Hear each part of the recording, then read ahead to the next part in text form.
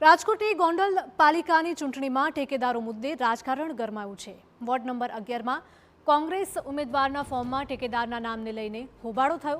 વૃદ્ધાનું નામ જાણ બહાર ઠેકેદાર તરીકે મુખ્યાનો વૃદ્ધાના પુત્રનો આક્ષેપ છે। વૃદ્ધાનું નામ કમી કરાવવા માટે મામલતદાર કચેરીએ રજૂ કર્યું સોગંદનામું। આ સમગ્ર મામલે કોંગ્રેસ ઉમેદવારે ભાજપ વિરુદ્ધ કર્યા ગંભીર આક્ષેપ।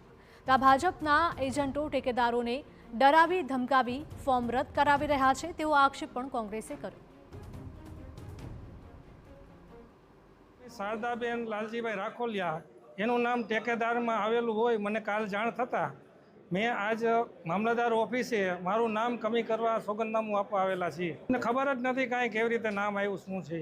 ગયા વખતે આખી તમારી આગળ હતી ચારે ચાર સંસ્થાઓ, તો તમે ડરો છો છે ને શું કામ મને વાંધા? હેલ્ધી રાજકારણ કરીને લોકોને નક્કી કરવા દો ને।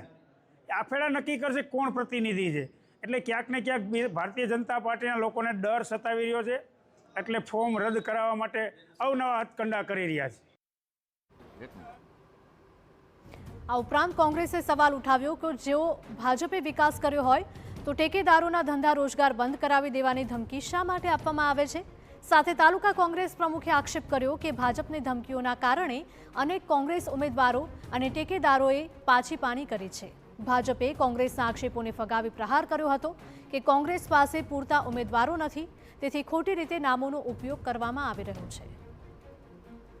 ઘણા ફોર્મ આજે નગરપાલિકામાં કોંગ્રેસના ખેંચાણા, કોઈ રાજી ખુશીથી નથી ખીંચા। ધાક ધમકી, ડોર માર જેટલા હથકંડા અપનાવવામાં હતા એટલા ભાજપના ગુંડાઓએ અપનાવી લીધા।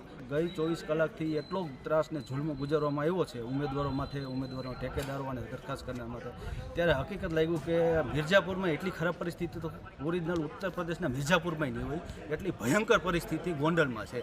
ભારતીય જનતા પાર્ટીનો એક પણ કાર્યકર ગુંડાગીરી દાદાગીરી કરતો નથી। આવતી નગરપાલિકાની ચૂંટણીમાં જયરાજસિંહની આગેવાની નીચે ગોંડલ નગરપાલિકાની 44 સીટ આવવાની છે। તાલુકા પંચાયતની 22 સીટ ભારતીય જનતા પાર્ટીની આવવાની છે, એમાં કોઈ મિનમેક નથી।